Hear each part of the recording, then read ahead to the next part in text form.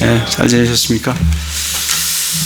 더워서 이 에어컨 튼 지가 엊그제 같은데 오늘 아침에 교회 오니까 좀 싸늘한 것 같아요. 그래서 바닥에 난방을 좀 했는데 어떻게 바닥 좀 따뜻하죠? 날씨가 급변하게 이렇게 추워지는 것 같습니다. 저희가 지금 골로새서를 지금 계속 저희가 하고 있습니다. 골로새서 1장을 했고 이제 2장을 하도록 그렇게 하겠습니다. 2장에 보시면 2장 1절에 보면 내가 너희와 라오디게아에 있는 자들과 육신으로 내 얼굴을 보지 못한 자들을 위해 얼마나 큰 싸움을 싸우고 있는지 너희가 알기를 내가 원하노라. 그래서 이 편지는 골로새서한테 보내긴 했지만 골로새서뿐만 아니라 라오디게아 교회에게도 이 편지가 간 것을 이 말씀을 통해서 우리가 알 수가 있습니다. 사도 바울은 내가 얼마나 큰 싸움을 싸우고 있는지 골로새 교인들이 알기를 원한다는 거예요. 사도 바울이 무슨 싸움을 싸우고 있는가? 그 싸움은 24절부터 1장 24절부터 29절에 그 싸움이 잘 나와 있어요. 24절은 지난주에도 했지만 사도 바울은 그 교회를 위해서 자기의 고난을 능히 고난을 감당하겠다는 그 고난을 자기 육체에 채운다. 이런 싸움이 사도 바울에게 있는 거죠. 25절에도 보면 사역자가 돼서 하나님의 경륜, 이 하나님의 경륜은 하나님의 은혜의 경륜이라고 했습니다. 이 하나님의 은혜의 경륜에 따라서 그 하나님께서 자기에게 주신 이 하나님의 은혜의 경륜을, 이 말씀을 성취하려고 그런 싸움이 그게 있어요. 이 은혜의 경륜은 우리가 에베소서 3장에서 우리 예전에 같이 공부를 나눴죠. 이 하나님의 은혜의 경륜은 복음으로 말미암아 이방인들이 예수 그리스도 안에서 한 몸을 이루고 서로 공동 사역자가 그러니까 이 수여자가 되는 거죠.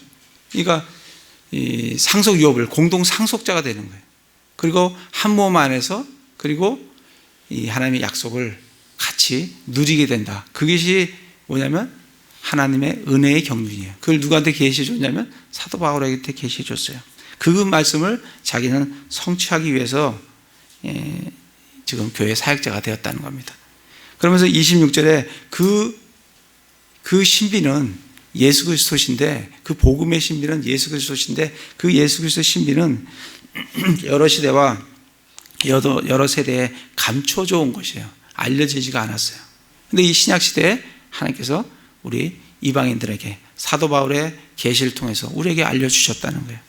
그 계시는 너희 안에 계신 영광, 너희 안에 계신 그리스도 곧 영광의 소망이다. 이걸 내가 너희한테 알리기 위해서, 이 풍성한 예수 그리스도의 풍성함을 너희에게 알리기 위해서 이제 사역을 하는데, 28절에 우리가 그분을 선포하며 각 사람에게 경고하고 모든 죄로 각 사람을 가르치면 우리가 각 사람을 그리스도 예수님 안에서 완전한 자로 드리고자 함이라. 이게 이제 사도 바울의 싸움이에요.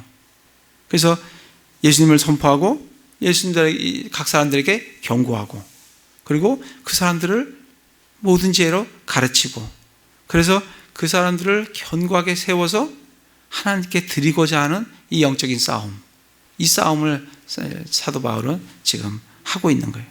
그래서 29절에 이 일을 위해 나도 내 속에서 강력하게 일하시는 그분의 활동에 따라 싸우며 수고한다. 우리도 이 싸움을 해야 돼요. 여러분은 어떤 싸움을 싸우고 계세요? 이 사도 바울과 같이 이 영혼들을 사탄의 권세로부터, 어둠으로부터 그들을 건져내서 빛의 왕국으로, 하나님의 아들의 왕국으로 옮기는 그 복음의 수고, 그 복음의 사역을 위해서 싸우고 계십니까? 아니면 늘 내 육신의 욕구와 육신과의 싸움을 싸우고 계세요? 아니면 그냥 다른 사람들과 그냥 세상적인 싸움을 싸우고 계십니까? 사도 바울은 그런 싸움이 아니라 사탄에게 잡혀있는 그 영혼들을 그 사탄으로부터 구원해내고 그들에게 복음을 선포하고 그들을 경고하고 그들을 가르치고 그러면서 그들을 그리스도에게로 하나님께로 드리고자 하는 이 혼들을 구원하는 이 싸움에 자기가 들여지고 있다라고 말씀을 하면서 2장 1절에 내가 이거를 큰 싸움이라 하는 거예요. 내가 이 큰 싸움을 싸우고 있는데 이 싸움을 너희가 알기를 내가 원한다. 응? 골로새 교인들이 이걸 내가 싸움을 싸우고 있다는 것을 알기를 원한다. 이렇게 말씀을 하고 있습니다. 근데 이 싸움을 왜 싸우냐면 아까도 얘기했다시피 28절에 하나님께 영혼들을 구원해서 하나님께 완전한 자로 드리고자 하는 그게 싸움의 목적이에요. 영혼들을 구원해서 하나님께 완전한 자로 세워서 하나님께 드리는 것. 2절에도 보면 이것은 내가 왜 싸우냐? 이것은 그들의 마음이 위로를 받고, 여러분들 누군가가 나를 위해서 기도하고 있고 나를 위해서 내게 말씀을 알려주고 나를 견고하게 세워주는 그 싸움을 누군가가 나를 위해서 해주고 있다고 하면 내 마음에 위로가 되죠. 힘이 되죠. 아, 누군가가 나를 위해서 기도를 하고 있구나. 누군가가 나를 위해서 정말 말씀을 들려주고 세워주고 이런 말씀을 들을 때 우리가 위로가 되는 거예요. 그래서 사도 바울은 그들이 이 싸움을 싸우고 있다는, 내가 싸움을 싸우고 있다는 이것을 통해서 골로새 교인들이 위로를 받고 그 다음에 사랑 안에서 함께 결합돼요. 이게 외적인 전투를 하면요 내적인 결속이 이루어집니다. 이해하시죠? 그죠? 우리가 대외적으로 우리나라도 대외적으로 만약에 일본하고 우리가 싸운다 그러면 우리 국민들이 다른 게 아니라 하나로 쫙 결속되는 걸 보여줍니다. 왜냐하면 국민이기 때문에. 마찬가지예요. 우리 그리스도인들이 영적인 싸움을 열심히 싸우고 있으면 이 교회는 하나로 딱 결합이 돼요. 지금 그 말씀이에요. 사랑 안에서 함께 결합돼요. 근데 교회가 영적인 전투를 그 복음을 위한 싸움을 싸우지 않으면 교회는 늘 서로가 서로를 싸우게 돼요. 내분이 일어나요. 그래서 우리 교회가 하나가 되려고 하면 열심히 영적인 전투를 해야 돼요. 내가 영적인 전투를 하면 이 교인들의 작은 허물들은 그냥 넘어가요. 이게 하나로 뭉쳐지게 된다고요. 사도 바울이 그걸 얘기하는 거예요. 내가 너희를 위해서 싸우고 있는 그것이 너희에게 마음의 위로가 될 뿐 아니라 너희들이 사랑 안에서 결합하게 한다. 그것이. 그러니까 우리 교회에서 서로를 약점들을 보고 이게 할 게 아니라 우리는 나가서 영적인 사탄의 권세와 맞붙어 싸우는 에베소서 6장 12절부터 나오는 그 영적인 전투를 열심히 하면 우리 교회는 하나로 사랑 안에서 참 결합되는 것을 참 볼 수가 있습니다. 그래서 여러분 열심히 사탄과 싸우십시오. 복음을 위해서 수고하시고 복음을 위해서 싸우십시오. 그렇게 되면 위로를 받고 사랑 안에서 결합되고 깨달음에서 오는 충만한 확신의 모든 부요함에 이르며 여러 가지 깨닫게 돼요. 이 깨달음이 되면 이 깨달음에서 오는 충만한 확신의 모든 부요함. 정말 믿음이 부족해서 믿음보다 더 한 단계 높은 게 뭐예요? 확신이잖아요. 확신하는 거예요. 그런데 확신도 부족해서 뭐예요? 충만한 확신이에요. 부요함을 부족해서 뭐예요? 모든 부요함이에요. 그래서 우리가 정말 하나님의 말씀을 이렇게 깨닫게 되면 정말 충만한 확신 가운데 모든 부요함에 이르게 돼요. 그러면 정말 우리 마음이 정말 기쁩니다. 여러분 하나님의 말씀에 여러분 열심히 들으십시오. 그리고 그 말씀이 무슨 말씀인지 잘 깨닫게 되면 정말 이 말씀대로 어떻게 돼요? 충만한 확신에 모든 부요함에 이르게 돼요. 그럼 정말 마음에 정말 기쁨이 찾아옵니다. 정말 감사가 찾아와요. 하나님 말씀이 이런 거구나, 이 말씀이구나 하는 깨달음에서 오는 모든 충만한 확신의 모든 부요함에 이르게 됩니다. 그래서 하나님과 아버지와 그리스도의 신비를 인지하는데 이르게 돼요. 여기 지금 하나님과 아버지와 그리스도는 뭐예요? 이게 삼위일체예요. 성경에는 삼위일체라는 말은 나오지 않지만 삼위일체라는 것을 우리에게 알려주시는 그런 말씀들이 많이 나옵니다. 그래서 성령 하나님, 아버지 하나님, 예수 그리스도의 하나님, 이 삼위일체를 우리에게 보여주시는 거예요. 이거를 그 계시들을, 그 신비들을 우리가 깨닫게 된다는 거예요. 앞에서도 에베소서 나왔는 무슨 신비예요? 하나님의 은혜의 경륜, 하나님의 은혜의 경륜의 신비, 그다음에 복음의 신비, 또 여기서는 뭐예요? 하나님과 아버지와 그리스도의 신비. 이런 신비들을 우리가, 신비는 비밀이 아닙니다. 그죠? 비밀이 아니에요. 우리가 그걸 잘 이해를 하면 깨달을 수 있는 거예요. 미스터리, 아주 놀라운 것이지만 그건 우리가 잘 이해를 하면 깨달을 수 있는 거예요. 비밀은 우리가 알 수가 없어요. 왜냐하면 비밀은 시크릿이기 때문에 딱 감춰놓은 거예요.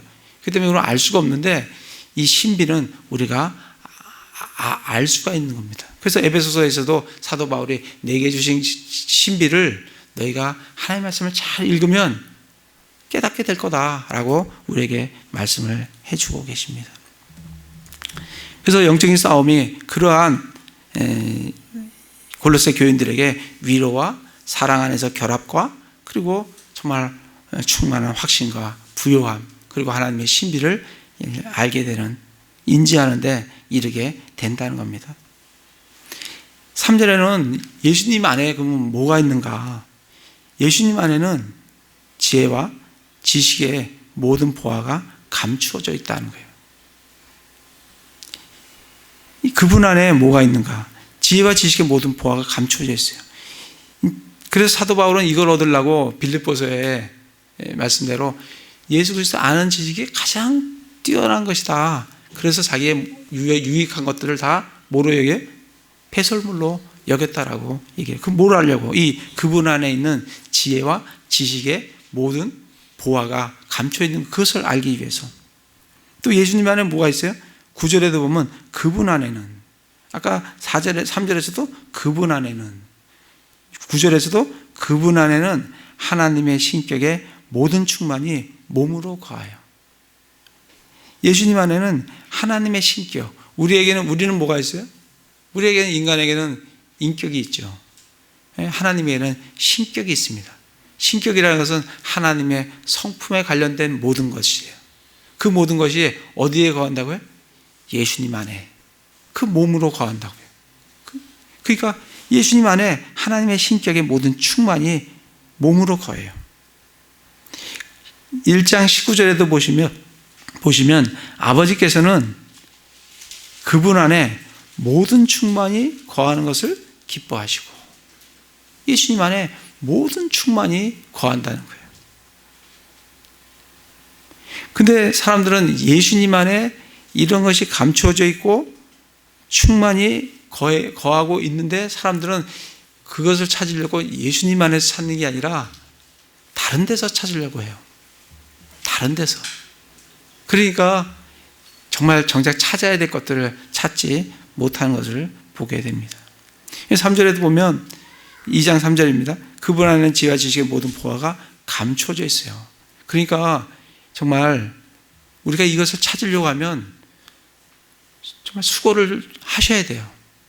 하나님 말씀의 비밀이라기보다 하나님의 그 신비로운 것들을 우리가 알려고 하면 정말 내 수고가 필요해요. 그러니까 우리가 일주일에 사실 평균적으로 성경 한 장을 알아가는데 그건 많은 양이 아닙니다. 그 정도 수고를 하셔야 돼요. 그 열심히 여기서 한 장 하셨으면 집에 가셔서 열심히 그거를 자기 거화 시켜야 돼요. 그럴 때 하루에 한 장을 하면 제가 계산을 해보니까 성경 전체를 하려면 24년이 걸려요. 한 장씩 하면 24년 걸립니다. 지금 이 속도로 나가면 여러분들 성경 전체 한번 이렇게 딱 보려고 하면 24년을 보셔야 돼요. 24년. 근데 우리가 이제 좀 더 이걸 속도를 내서 일주일에 한 2번 내지 3번 한다 그러면 뭐 3분의 1로 줄겠죠. 8년 걸리는 거예요. 3번 한다 그러면 8년 걸리는 거예요. 이런 식으로. 그러니까 이게 절대로 많은 양이 아니에요. 열심히 하십시오. 그리고 이거를 하시면서 왜 이걸 들으면서 이게 지금 뭔 말 하나 이렇게 되는 거는 자신이 아직까지 이 하나님의 말씀에 많이 노출을 안 시켜서 그래요.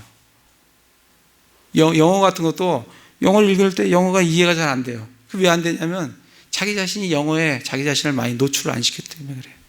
여러분 하나님 말씀에 자기 자신을 많이 노출시키십시오.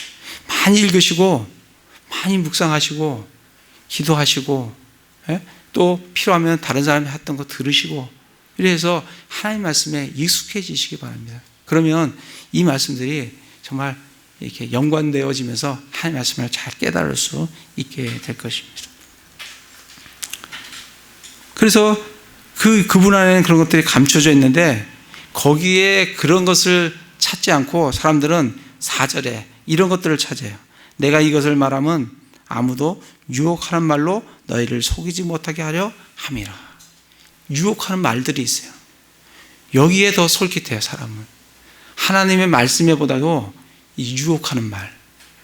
유혹하는 말이 뭐예요? 8절에 보면 2장 8절에 보면 어떤 사람이 철학과 헛된 속임수로 너희를 노력하지 못하러 조심해라. 이 철학과 헛된 속임수 이런 것들이 이런 거에 더 귀가 솔깃해요. 사람들은 하나님의 말씀 예수 그리스도 안에서 뭘 찾기보다도 이 철학과 헛된 속임수. 이 철학이 뭐예요? 이때 당시의 철학은 그리스 철학입니다. 그죠? 지금도 이 교회 안에 이런 철학들이 많이 들어와 있어요. 어떤 철학이 들어와 있어요? 요즘 우리는 제일 먼저 들어온 게 뭐냐면 배금주의예요. 배금주의. 배금주의가 뭐예요? 배금주의라는 거는 돈이 제일이라는 거예요. 응? 이게 이 황금제일주의. 그게 배금주의예요. 교회도 그런 게 많이 들어와 있어요. 물질이 가장 그러니까 부가 최고의 가치를 갖는 이 자본주의 사회는 더더욱 그렇습니다. 거기에 그런 철학이 이 배금주의 사상이 교회에 많이 들어와 있어요. 또 어떤 게 들어와 있어요? 인본주의가 들어와 있어요. 인본주의 철학이 들어와 있어요. 그러니까 민주주의는 더더욱 그래요. 인본주의라고 그래갖고 뭐예요? 사람의 인권을 가장 존중히 여기는 거예요. 어떤 경우에는 살인자조차도 인권을 보여야 된다고. 성경에서는 그런 거 없어요. 살인자는 바로 죽이라 그랬어요. 근데 살인자의 인권을 보호해야 된다고 그런 인권주의, 인본주의가 성행합니다. 그게 요한계시록 가면 아까 얘기한 대로 그 라오디게아 교회가 인본주의의 교회예요. 그런 교회로 변화됐다라고 요한계시록 가면 나와 있어요. 마지막 교회의 모습은 인본주의예요. 이 교회에서도 인본주의가 우리는 영혼들을 귀하게 여기지만 우리는 인본주의로 살아가는 게 아니라 우리는 신본주의로 살아갑니다. 예, 우리는 하나님 중심으로 살아가지 사람 중심으로 살아가는 게 아니에요. 그런데 교회에는 인본주의가 들어와 있어요. 그런 철학이 들어왔다고. 또 뭐가 들어와요? 이기주의가 들어오고 또 공산주의도 들어와 있어요. 교회에. 그래서 막 이런 철학들이 이 교회에 들어와 있다고요. 거기에 더 솔깃해요. 헛된 속임수도 많아요. 이 뭔가 맞는 것 같지만 아닌 거예요. 그런 책들도 보면 뭐 그런 책도 있잖아요. 적극적 사고방식. 이게 뭐 맞는 책 같지만 그건 우리 그리스도인들이 볼 책이 아닙니다. 우리는 적극적 사고방식이 아니라 우리는 예수 그리스도의 사고방식으로 살아가요. 우리는 무슨 적극적인 사고방식, 예수 그리스도의 사고방식으로 하면 적극적이 될 수는 있을지 몰라도 우리는 적극적 사고방식으로 살아가는 게 아니라 우리는 예수님께서 우리에게 주시는, 하나님께서 우리에게 주시는 그런 사고방식으로, 그런 하늘에 있는 생활 방식으로 우리는 살아가요. 그런 것들이 철학과 헛된 속임수들이 우리를 속여요. 그런 것들이 들어온다고요. 또 속이는 게 뭐냐면 뒤에 보시면 2장 18절에 보면 아무도 꾸며낸 겸손과 천사 숭배로 너희를 속여. 뭘 또 속이냐면 이 세상은 뭐예요? 꿈에는 겸손, 그리고 천사 숭배. 이 신비주의가 또 사람들을 많이 속입니다. 뭔가 어디 가서 신비로운 것들을 체험하고 경험하기를 원하는 이런 신비주의 사상들이 또 교회에 많이 들어와 있어요. 그런 게 우리를 속인다고요. 그리고 23절에 보면 이런 것들이 뭐냐면 21절에 만지지도 말고 맛보지도 말고 손대지도 말라라는 이런 것이에요. 이런 것들은 의지대로 경배하고 자기를 낮추며 몸을 경시하는 데는 참으로 지혜 있는 것 같으나 육체를 만족시키는 아무 가치가 없느니라. 이 금욕주의가 있는데 이 금욕주의가 굉장히 지혜로운 것 같아요. 그 말씀이 그렇게 되어 있죠. 23절에 보면 참으로 지혜 있는 것 같아요. 그러니까 불교 같은 것들이 먹혀 들어가는 거예요. 앉아서 가부좌 틀고 나는 뭐 100일을 앉아 있었다. 난 어디 들어가서 벽을 보고 1년 동안 수련을 했다. 그런 것들이 사람들에게는 굉장히 지혜로워 보이고 대단한 것으로 보여요. 그게 금욕주의예요. 그렇기 때문에 이 종교들이 그렇기 때문에 그게 먹혀 들어가는 거예요. 그런 것들이 우리를 속인다는 거예요. 지혜로운 것 같아요. 그런 것들이 우리를 유혹하고 속여요. 근데 우리는 거기에 우리의 삶을 둬서는 무너지고 깨어질 수밖에 없어요. 우리는 어떻게 해야 되느냐? 2장 6절에 보면 그러므로 너희가 주 곧 그리스도 예수님을 받아들였듯이 우리는 예수님을 받아들임으로 구원을 받았어요. 근데 여기서만 머무르면 안 돼요. 내가 예수님을 믿고 구원을 받았다. 예수님을 받아들였다. 그리고 내가 구원받았다. 거기서 머무르면 영적인 어린아이로 이 평생을 살다가 주님께로 가게 돼요. 근데 우리는 그러한 삶을 살아야 되는 게 아니라 성장해야 되잖아요. 어떻게 성장해요? 예수님을 받아들였을 뿐만 아니라 그분 안에서 걸어요. 이 걷는다는 것은 행한다는 거예요. 그리스도 안에서 행하고 그분 안에서 어떻게 해요? 뿌리를 내려요. 그죠? 뿌리를 내려요. 그리고 세워집니다. 이 세워지기 위해서는 먼저 내리는 게 필요해요. 그죠? 내려요. 여러분 성경 예수 그리스도 안에 또 하나님 말씀 안에 이 하나님께서 우리에게 주신 66권 이 성경 각 성경에 여러분들의 뿌리를 깊이 내리십시오. 그리고 거기서부터 충분한 영양들을 충분히 빨아들이십시오. 그래서 여러분의 마음속에 여러분들의 생각 속에 하나님의 말씀으로 가득 채우시기 바랍니다. 그게 그게 뿌리를 내리는 거고 그걸 통해서 어떻게 돼요? 세워져요. 든든하게 세워진다고. 어느 바람에도 흔들리지 않도록 든든하게 세워져요. 든든하게 세워지기 위해서는 밑으로 힘 있게 뿌리를 내리셔야 돼요. 그리고 어떻게 해요? 가르침을 받은 대로 믿음 안에 굳게 서서 그 안에서 넘치는 감사를 드리라고 우리에게 말씀을 주고 계십니다.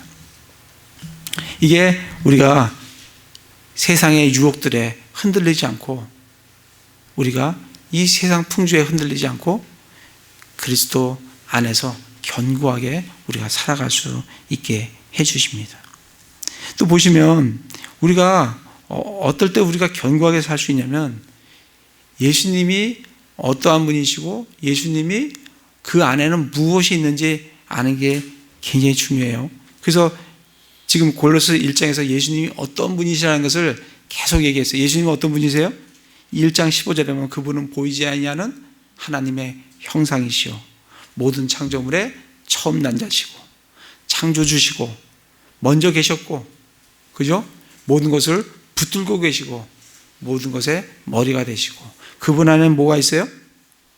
지혜와 지식의 모든 보화가 감춰져 있고 9절에는 하나님의 신격의 모든 충만이 몸으로 거하시고 예수님이 어떠한 분이시고 또 예수님이 그 안에는 무엇이 있는지 그거를 우리가 알게 될 때 우리는 그분을 따라갈 수 있게 돼요. 그분을 따라가고자 하는 이 열망들이 우리 마음속에 생겨나게 됩니다. 뿐만 아니라 우리는 그분 안에서 어떤 존재인가를 우리가 아는 게 굉장히 중요해요. 10절에 보면 또 너희는 모든 정사와 권능의 머리이신 그분 안에서 완벽하며, 예수님은 모든 정사와 권능의 머리세요. 우리는 그분 안에서 완벽한 존재예요. 여러분 완벽하십니까?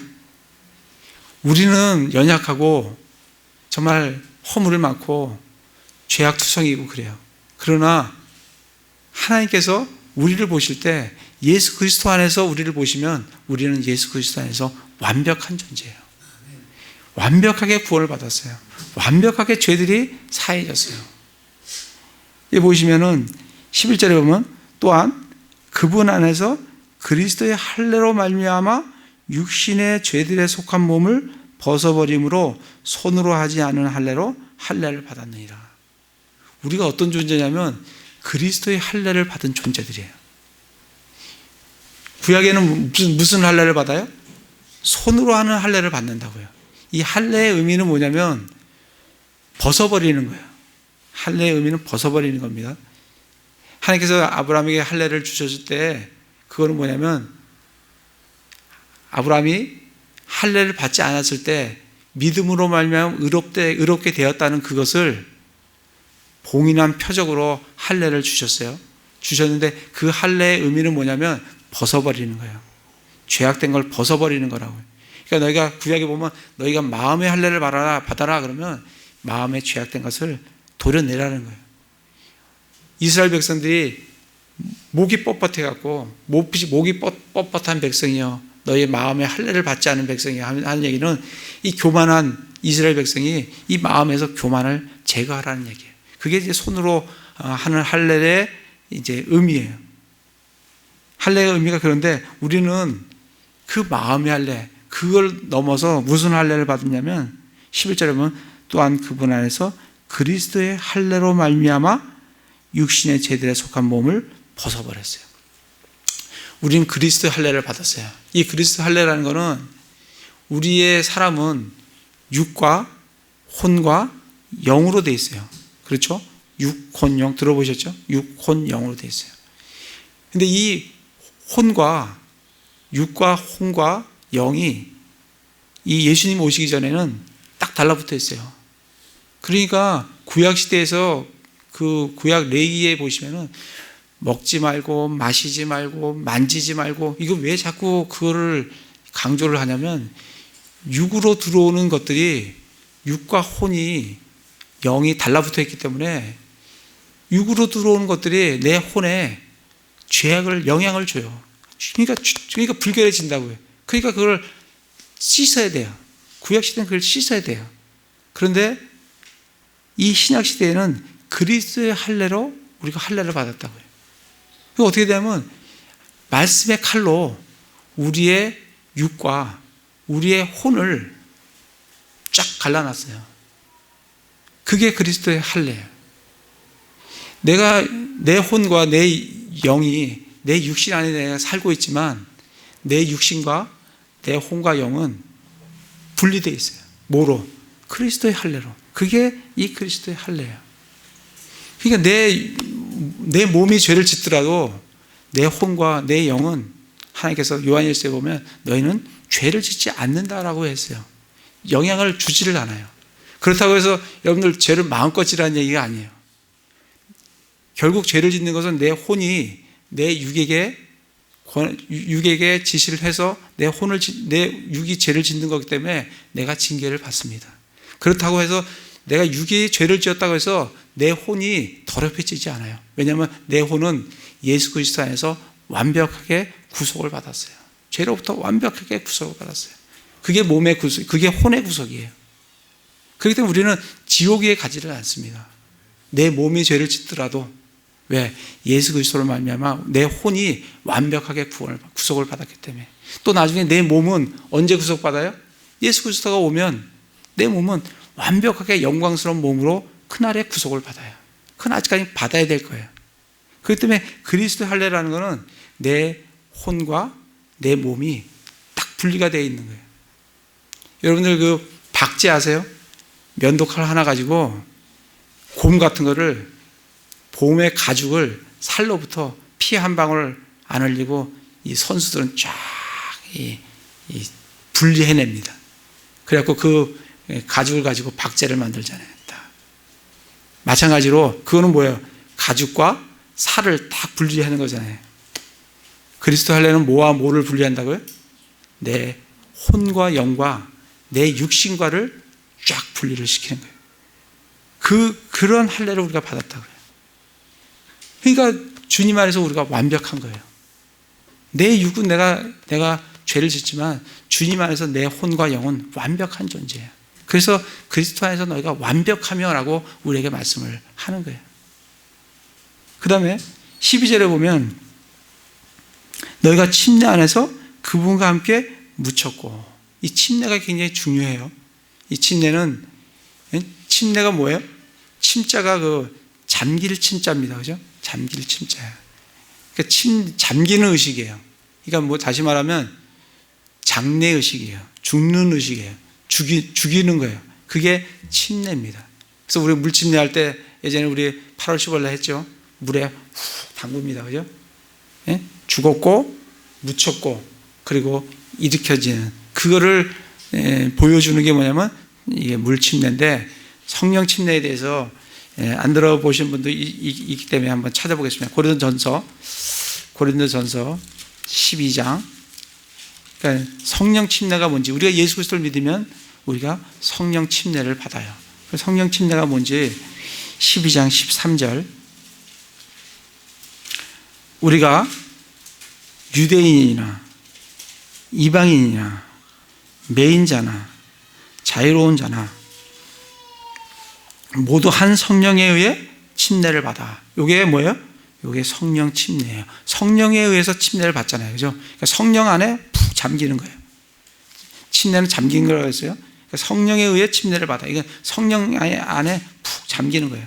성령 침례를 받아 어떻게 되냐면 한 몸 안으로 들어왔으며, 이 한 몸이 뭐냐면 예수 그리스도의 몸이에요. 예수 그리스도의 몸의 일부가 된다는 거예요. 성령 침례를 받는 사람은 예수 그리스도의 몸의 일부가 돼요. 모두가 마시게 되어 한 성령 안으로 들어왔느니라. 성령 침례를 받는 사람들은 한 몸 안, 예수 그리스도 몸 안으로 들어오고 그리고 성령 안으로 들어왔다라고 돼 있어요. 그죠? 그래서 성령 침례를 받는 사람은 예수 그리스도 몸 안으로 또 성령 안으로 들어오는 사람이 성령 침례를 받은 사람이에요. 그럼 다시 로마서 6장을 가보겠습니다. 그걸 잘 기억하시고 로마서 6장에 보시면, 그럼 침례를 이제 좀 더 풀어서 얘기를 해 주시는 게 로마서 6장이에요. 로마서 6장에 보시면 6장 3절에 아까 성령 침례를 받으면 예수 그리스도의 몸 안으로 들어온다 그랬어요. 6장 3절에 보면 예수 그리스도 안으로 침례를 받은 우리가, 성령 침례를 받으면 어디로 들어와요? 예수 그리스도의 몸 안으로 들어와요. 우리가 다 그분의 죽음 안으로 침례를 받은 줄 너희가 알지 못하느냐. 예수님 안으로 들어온다는 건 뭐예요? 예수님의 죽음 안으로 들어온다는 거예요. 다시 말하면 예수님의 십자가의 죽으심이 내 죽음이 된다는 거예요. 그분이 죽으셨는데 내가 성령 침례를 받으면 나도 같이 십자가에 못 박혀 죽었다는 거예요. 그게 침례예요. 성령 침례예요. 내가 할 수 없어요. 예수님이 해주시는 거예요. 우리 예수 그리스도를 믿으면 우리가 예수 그리스도의 몸 안으로, 예수 그리스도의 죽음 안으로 들어오는 거예요. 그게 성령 침례예요. 그래서 지금 너희가 그걸 알지 못하느냐? 예수 그리스도 안으로 침례를 받은 자가 다 그분의 죽음 안으로 침례를 너희가 알지 못하느냐? 그러므로 우리가 죽음 안으로 침례를 받아 그분과 함께 묻혔나니. 죽은 사람은 묻혀요. 죽지 않은 사람은 묻힐 게 없어요. 죽지 않은 사람은 묻힐 게 없어요. 죽은 사람은 묻혀요. 묻힐 뿐만 아니라 이것은 그리스도께서 아버지의 영광을 힘입어 죽은 자들부터 일으키신 것 같이 우리도 생명의 새로움 속에서 걷게 하려 함이라. 예수님께서 부활하신 것 같이 나도 함께 일으켜졌어요. 그게 침례예요. 그래서 침례는 물에다 푹 죽은 사람을 물에다 푹 담궈서 장사 지내고 그리고 생명의 새로움 속에서 일으킴을 시켜주는 게 그게 침례예요. 그래서 물침례는 성령 침례를 보여주는 게 물침례예요. 근데 이게 보면 6절에 보면 6장 6절에 보면 우리가 이것을 알거니와 우리의 옛사람이 이게 육신이에요. 이 옛사람이 그분과 함께 십자가에 못 박힌 것은 그죠? 우리 예수님이 안으로 죽음 안으로 침례를 받았기 때문에 예수님이 십자가에 못 박힐 때 나도 못 박혔어요. 그죠?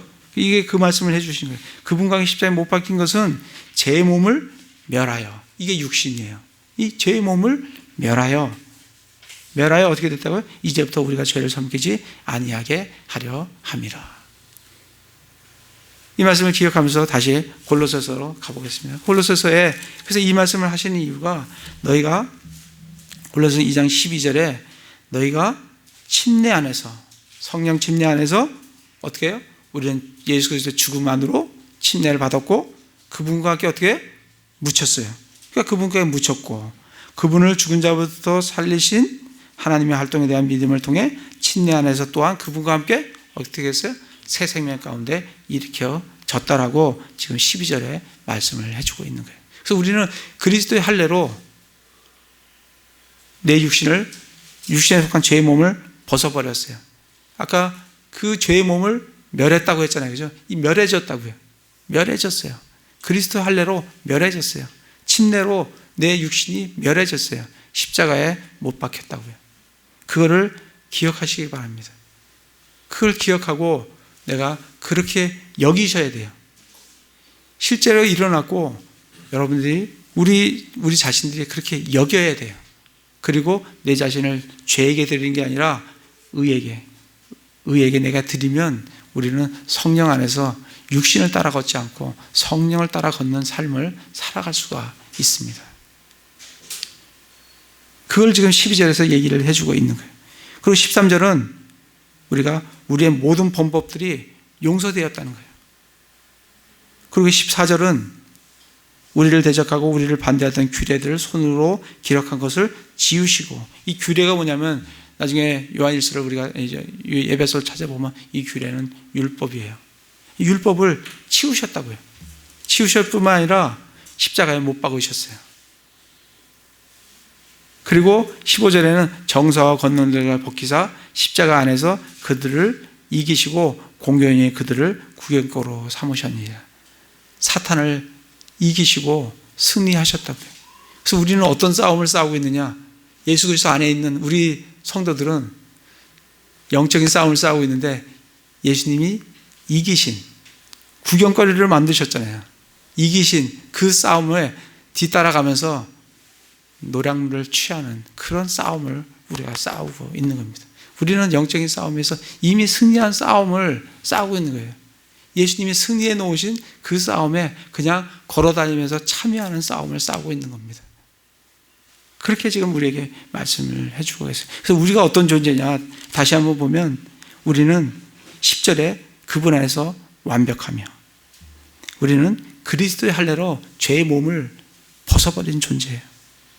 그리고 침례로 인해서 그분과 함께 죽었고 묻혔고 일으켜졌고 우리의 죄는 완전히 용서되었고 우리는 율법을 전혀 저책을 받지 않는 율법을 십자가에 못 박으시는, 그리고 영적인 전투에서 정말 승리할 수밖에 없는 그 싸움을 싸우고 있는 존재가 누구라고요? 우리라고요. 그렇기 때문에 우리가 왜 그런 우리 존재가 예수님이 그런 분이시고 또 우리는 그런 존재인데 왜 우리가 자꾸 철학에 헛된 속임수에 우상숭배에 신비주의에 금욕주의에 여기 왜 빠지냐고요. 여기에 침잠하지 않으니까 그걸로 빠지게 되는 겁니다.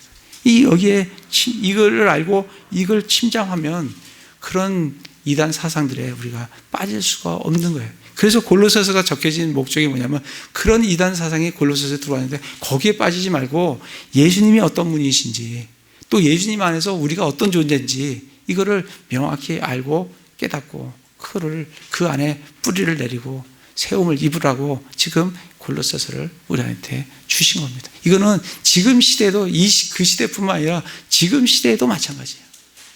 지금 시대도 우리에게 적용되는 더 절실히 적용되는 그런 말씀이에요. 이 사람들이 추구하기를 좋아하는 거예요. 아까 보셨다시피 철학이 있죠. 그 다음에 또 뭐예요? 16절에 보면 그래서 그렇기 때문에 율법을 못 박았기 때문에 먹는 것이나 마시는 것으로 인해 또 거룩한 날이나 월삭이나 안식일에 관하여 너희가 판단받지 못하게 하라. 지금 이 시대에도 이런 것들 하는 사람들 많습니다. 그죠? 안식교, 메시아의 주 이런 사람들은 아직도 먹을 거 가리고 안식일 지켜야 된다 하고 그런 이단 사상들이 있는 거예요. 벌써 예수께서 못 박으셨는데 그런 사상들이 들어오는 거예요. 그러면서 말씀하신 대로 18절에는 신비주의, 금욕주의 이런 것들이 이제 들어오게 됩니다. 근데 이 사람들이 이걸 왜 추구하냐면 18절에 보면 추구하는 목적이 있어요. 18절에 아무도 꾸며낸 겸손과 천사 숭배로 너희를 속여 보상을 빼앗지 못하게 하라. 그런 사람은 자기가 보지 못하는 그것들 속으로 들어가 자기의 육신적 생각으로 말미암아 헛되이 우쭐대며, 이게 우쭐대는 거예요. 뭔가 경험을 해서 나는 다른 사람들과 달리 이러한 경험을 했다는 헛되이 우쭐대는 거예요. 그리고 23절에도 보면 이런 것들은, 이 금욕주의는 의지대로 경배하고 자기를 낮추며 몸을 경시하는 데는 참으로 지혜 있는 것 같이 보이나. 이들이 왜 이걸 하냐면 의지대로 경배를 하는 거예요. 사람의 의지가 들어가면 모든 종교에는 사람의 의지가 들어갑니다. 아벨과 가인을 보면 아벨은 하나님의 방법대로 왔어요. 하나님께 나와왔어요. 근데 가인은 하나님의 뜻 방법대로가 아니라 자기의 방법대로 오는 거예요. 자기의 수고를 가지고 오는 거예요. 모든 종교가 그렇습니다. 우리 라마교 같은 거 한번 보세요. 보면 뭐 TV에 붙은 데 보면 어디서부터 어디까지 막 여기 다 해지도록 이게 기어가잖아요. 그죠? 그걸 가면 자기 의지대로 거기 가면 자기가 뭔가 한 것 같아요. 그거로 말미암아 자기의 죄 문제가 해결되는 것 같아요. 성경에는 지금 뭐라고 해요? 그렇게 의지대로 경배하고 자기를 낮추며 몸을 경시하는 데는 참으로 지혜 있는 것 같이 보이는데 어떻게 돼요? 육체를 만족시키는 데는 아무 가치가 없다는 거예요. 육체를 만족시키는 아무 가치가 없다는 이게 무슨 말이냐면 아무리 그렇게 해도 내가 아무리 금욕주의 안 먹고 굶고 고행하고 수행하고 하더라도 내 육체의 정욕이 없어지느냐? 안 그렇다는 거예요. 그 육체를 만족시킨 데는 아무 가치가 없다는 거예요. 그 정욕을 없앨 수가 없다는 거예요. 그럼 그 정욕과 탐욕을 어떻게 없애요? 그거는 예수 그리스도의 십자가에 못 박는 것 외에는 방법이 없다는 거예요. 그래서 예수님이 십자가에 못 박히시고 우리도 그분의 죽음 안으로 십자가에 못 박혔다는 거예요. 그 못 박힐 때 우리의 정욕들이 없어지고 탐욕들이 제거되는 것이지, 이렇게 의지대로 경배하고 이렇게 한다고 해갖고 그 육체를 그걸 만족시키느냐, 그게 없어지느냐? 없어지지 않는다는 거예요. 그렇게 안 된다는 거예요. 근데 그렇게 사람들은 그거를 추구합니다. 그래서 대표적인 나오는 게 철학, 신비주의, 금욕주의, 그 다음에 또 뭐 하나 있습니까? 이런 것들이 나오는 거예요. 이런 이단 사상들이 나오게 되는 겁니다. 율법주의 이런 것들이. 그래서 정말 우리가 이런 어떤 사상들, 이런 이단 사상들에 대해서 오늘 골로새 2장에서 우리에게 들려주는 말씀은 이 이단 사상에 빠지지 않기 위해서는 어떻게 해요? 예수님이 어떠한 분이신가, 골로새 1장서부터 쭉 여러분들 말씀을 묵상을 해보십시오. 예수님이 어떠한 분이신가, 또 그분 안에는 무엇이 있는가, 또 내 자신은 그분 안에서 어떠한 존재가 되었는가, 이거를 묵상하시면서 2장 6절 7절대로 예수 그리스도를 받아들이고 그분 안에서 걷고 그분 안에서 뿌리를 내리고 그분 안에서 가르침을 받은 대로 세워지고 가르침을 받은 대로 믿음에 굳게 서서 감사하는 삶을, 넘치는 삶을 살아갈 때 우리는 그런 이단 사상에 빠지지 않고 견고하게 그리스도 안에서 견고한 삶을 우리가 살아갈 수 있다라고 우리에게 들려주신 말씀이 이 골로새 2장 말씀이에요. 정말 충분히 묵상하시고 충분히 자기 거화해서 정말 그리스도 안에서 견고하게 드려지는 그런 삶을 사시는 형제자매들 다 되시기를 기도를 드립니다. 예, 제가 기도하겠습니다.